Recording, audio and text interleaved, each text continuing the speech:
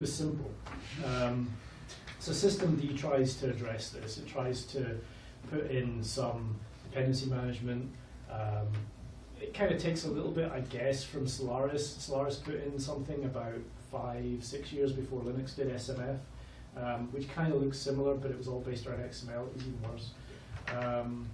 So we now also, I mean, we kept System5 in it, so all of these directories are still here. These scripts will still run. So somebody could come in here and put in a script, and it will still run. So System5 in it, it may not exist truly, but it is still there. You need to be aware of it. And then finally, you've probably seen RC local. This was kind of like, this would run at the end of the boot process. So this is generally where you would just add stuff. There you go. So the script is executed at the end of multi-user run level. So if you just wanted to add something in there, and you were too lazy to create an actual run script, an init script for it, you would just stick it in there. Chances are somebody has put something dodgy in there. Not that. Well, I guess a lot of you guys have done CDX before, right? The dodgy stuff goes in there. Damn it! Sorry. There's so much dodgy stuff that I haven't given much away. So yeah, systemd is, yeah, I mean, with I think this is 1.2.16 or 16.04 long-term support, so systemd is alive and kicking in here. Systemctl is how you interact with systemd. So systemctl status will show us everything that's running. It shows us a bit of a tree. It'll tell us if any of our init scripts or any of our units, as they're called, failed to start. And it'll show you, I guess, if something failed to start, it would show you all the dependent things which also failed to start because of that. So you could go in and fix the thing that broke and then carry on. So there's a whole bunch of stuff. I guess that's my shell there, which ran after this thing, whatever that is. So yeah, it's massively complex, probably serves a good purpose. If I wanted to see a particular service, to see the status of it, so systemctl status cron. Are you running systemd with upstart at the same time? Yes, it's the default. Yeah, I know, I've just not seen this VM for a long time, so it's like... Yeah, okay, so, yeah, we'll get to that in a second, because upstart is also on a bunch of machines, right? And it's essentially the same thing. Yeah. And I don't really know which one is canonical, because I haven't really looked at them in too much detail, but systemctl status cron will show us details for cron, whether it's actively running, and then it will show some log output as well. So this is the thing we were talking about earlier when we look at the journalctl. We will see, it'll tell us that cron started. If we wanted to actually go in and see some detail, we'd have to do systemctl status cron. It will show us some actual log information for that. We can also control our services here. So if I wanted to restart cron, I can do systemctl restart cron. I should have done that soon, but it's clever enough to prompt me, and it's restarted it. So I think if we do the status now, it looks different. It's less log. Upstart is an Ubuntu thing, which seems to be around, and if I do, it appears to be the same thing, pretty much. Yeah, I know the difference, and I was just like, I haven't read about it for ages, and it's just, why the hell will they run both of them? Exactly. Why? I don't know, man. It's like so there's Upstart. Upstart has a whole bunch of dbus stuff, so you can interact with it across dbus. I mean, it's somebody somewhere is really clever and wrote all this stuff. And then obviously you have a whole bunch of systemd stuff. I bet there definitely have some reason at Ubuntu to run it, but I don't know. So there you go. The boot process is fucked. It used to be really simple. It was System5 in it, and then they added all this extra stuff in it. So really, it becomes a lot harder to figure out, I think, where things have started from, where they've gone wrong. So you just need to beware. If you've been given a modern Ubuntu, which has these running on it, you're going to have to dig to find out where stuff is. All right, so single user mode. This is quite useful. So obviously Linux is normally a multi-user system, so anybody, you can have multiple people running all the stuff at once. but there are certain instances where you may need to run maintenance without other people logged on, or you may need to do stuff, you know, that kind of, for example, resetting your password if you forget it. Single user mode, I'll try and get to that. So by default, grub is hidden. You have to hold down Shift during boot if you want to see the grub menu. Now this will show us basically what was in our /boot file system will somehow appear here. So these are the mem test things that we saw. If we want to run a memory test, we could do that. But we can, Ubuntu is the default. We've only got one kernel installed, so this is how it would load up. I can edit the command line by hitting E. There's a whole bunch of stuff in here. What we're interested in really is the Linux line. So this is where it's actually going to start up the Linux kernel. This is probably a really complicated way of getting single user mode, but this is the only way it used to work. And then we add an S. S for single user, and F10 for boot.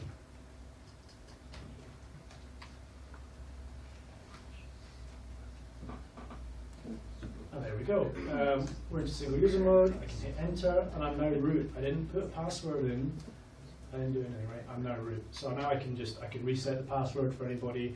I can do whatever. Nobody else is logged in. Nobody else can log in. Networking is not up. Non-root file systems are probably not mounted. It's a whole bunch of stuff that's not there, but it allows you to get in and do some really low-level maintenance if you need to do it. So yeah, this is normally where we would like do file system checks on, or shrinking file systems, or general hardware type stuff.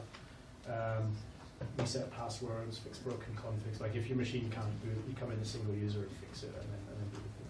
So if I want to get back up to normal full multi-user, I just log out of that shell, and it will carry on with its normal process. All right, any questions on the boot process? How do you have to change that back every time you boot? Say that again? Do you have to change that boot file every time? Or is it just for that one session and it stays a single? You mean add the S to the end? Yeah. Yeah, that's just a one-time thing. It didn't actually edit any config. So if I rebooted the machine now, it would just come up as normal. It wouldn't come up to single user. How do you stop people from getting into single user mode? Well, put a grub password on. You can put password on grub. Don't give people physical access to the machine. To be honest, one of the ways that we do it in enterprise servers. Servers are in a rack with no keyboard or mouse.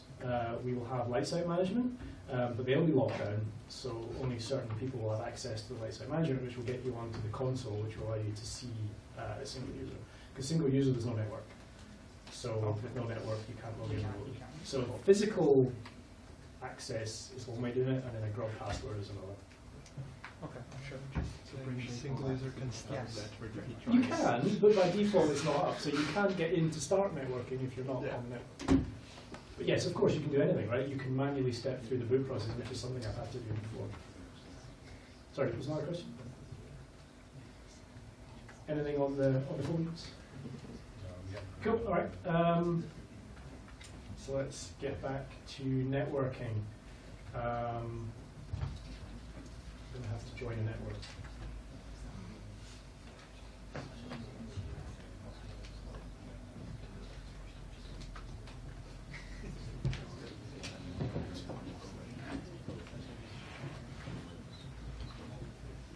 Bear with me.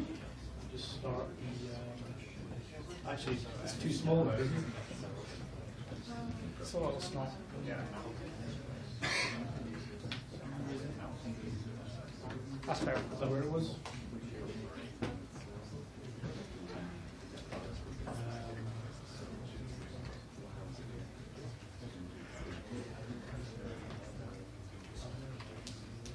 Okay, bear with me.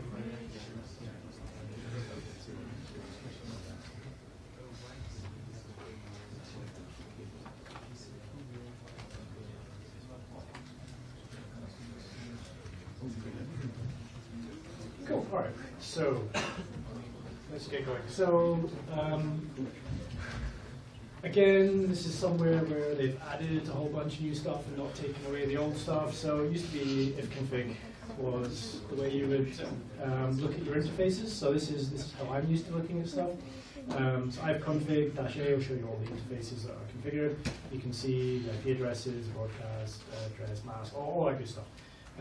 IP kind of came along, so I can do IP addr, which will basically show you the same thing in a different format. IP is probably better; it does a whole bunch more stuff, but yeah, IP is probably the way to go. It's the future. So again, this will show us our main interface here, EMP0S3. This is my IP address. So those two show us at the IP level. If you wanted to look a little bit more in detail lower down, we can actually use ethtool. So that will show us some stats around the physical layer. So this will show us the speed and duplex, auto negotiation features, stuff like that. So it's kind of like this is whatever the OSI levels are. Again, this is like 2 and IP's 3 or whatever. We can also use netstat, which is a wonderfully Swiss Army knife type thing. So netstat IN will show us the interfaces, and it will show us a little bit of stats around that. So receive errors, transmit errors, overflows, etc. So we'll see some Ethernet stats on that through netstat. We'll be using netstat again in a minute. It's kind of useful. Config kind of varies between different systems. Ubuntu or Debian style systems are generally, I mean, you've probably done this if you've ever done a Linux machine or anything at home. Etc. network interfaces. I couldn't actually find anything for this interface, and I don't use Ubuntu at work, so I can only assume that it just set it up automatically because it's set up to listen for a DHCP address. I didn't have to do anything with it. If I wanted to add it as a static interface, so with a static IP address or with any other options, I guess I would have added it in here. On Red Hat systems, it's etc. sysconfig network scripts, where it was last time I checked. Probably moved. If you want to see routing information, kind of useful if you think your machine is actually routing where you think it is and not through some man in the middle somewhere. IP has an option to show the routes. So you can see here my default route is out on 172.20.10.1. So yeah, it's possible that you could have other routes in here, especially if you've got a multi-home machine. Probably won't, but I guess you could during the event. In enterprise as standard, you would at least have 2, potentially have 4 network interfaces. And this will show you any of the routes for those. Netstat can also be used for this. So netstat RN will show you information about networks and the gateway in order to get to them. So it's kind of similar information, just presented differently. There's probably stuff in /proc which will also show you that. There definitely is. DNS, so domain name server. So for looking up names, IP addresses from names. Now there's a whole couple of different ways that you would find that out. Actually, I can't execute the host. That's stupid. So etc hosts is where we can configure just in a text file on the machine anywhere that we want to set up an IP address to a machine name. So if you were just mucking about locally, you had a couple of VMs or something, and you just wanted to address them by name, you could stick them in here without having to go through DNS. If you look at in a switch.conf again, we looked at this earlier with users. This is where we would find hosts. So what this is telling us is to go to files first, then something I don't know what that means, and then DNS. So if you wanted to go somewhere like, say, you thought you were going to Intel.com, somebody could have added an override for that into etc hosts, and you would actually be going there to that IP address instead of what it was in DNS. If you can use NSLOOKUP to look up an address,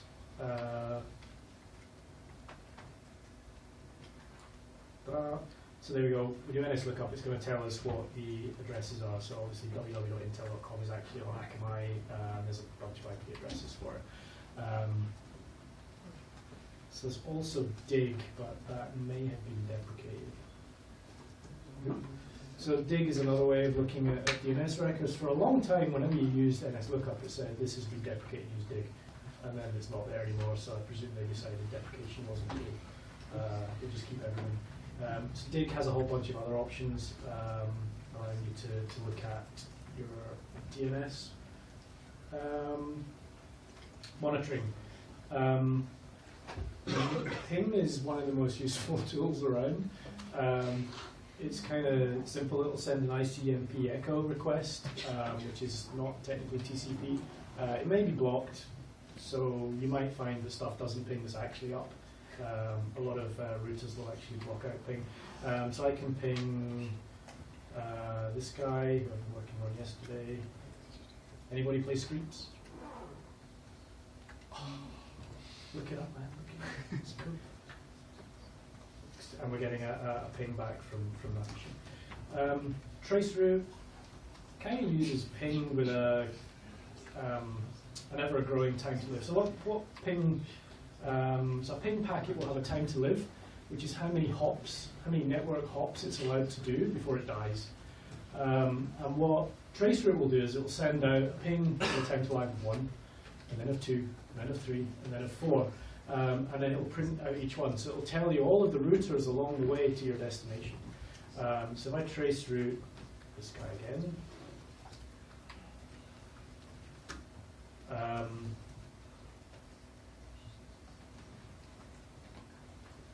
so obviously the first hop is the default gateway.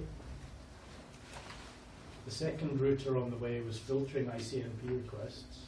The third one is this guy here. I don't know why this is taking so long. Headroom, that's probably. No, I'm on my 3G. Oh. Yeah, because it's going at all, so yeah, no, otherwise we'll just. This is a stupid number of hops to get to New York. Anyway, it's not that interesting. So traceroute is kind of useful. Netstat is another Swiss Army knife. There's a lot of Swiss Army knife tools. They generally all end in stat. Netstat is kind of useful. We used it a minute ago. Well, in fact, we used it twice already. Look at interfaces, look at routes.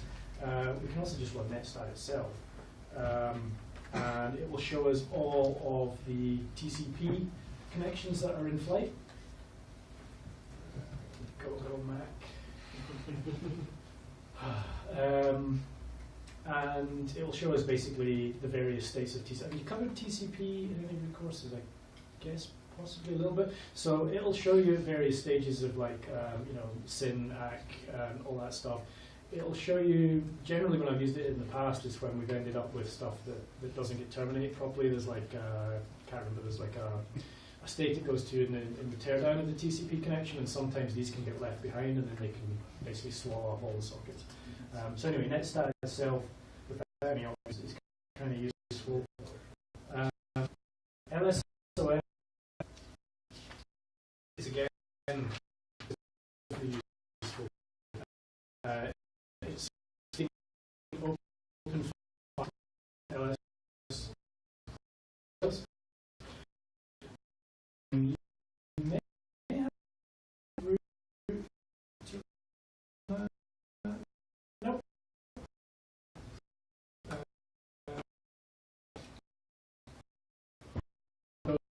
Those all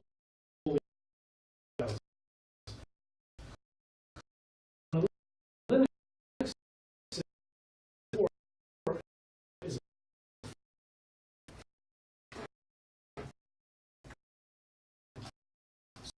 so we